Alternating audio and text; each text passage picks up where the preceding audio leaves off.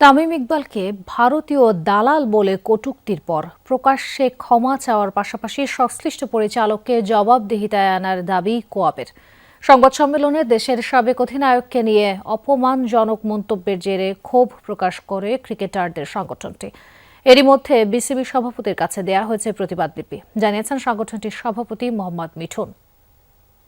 আমাদের 95% কিন্তু ফাইন্যান্স কিন্তু আইসিসি থেকেই আসে।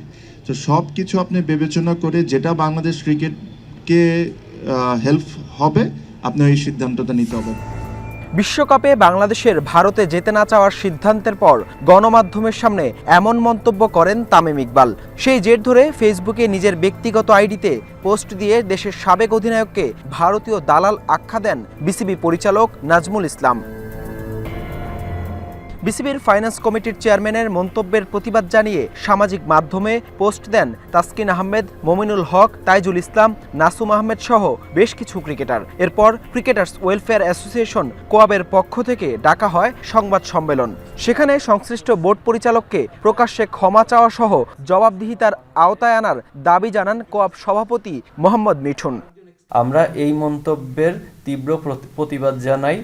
একজন দায়িত্বশীল বোর্ড পরিচালক যখন পাবলিক প্ল্যাটফর্মে এমন মন্তব্য করেন, তখন বোর্ড কর্মকর্তাদের আচরণবিধি নিয়ে আমাদের প্রশ্ন জাগে। বিসিবি সভাপতির কাছে এরই মধ্যে আমরা প্রতিবাদলিপি পাঠিয়েছি এবং সংশ্লিষ্ট বোর্ড পরিচালকের প্রকাশ্যে ক্ষমা চাওয়া সহ তাকে জবাবদিহিতার আওতায় আনার দাবি জানিয়েছি। আশা করি যত দ্রুত সম্ভব উপযুক্ত ব্যবস্থা নেবেন বিসিবি সভাপতি।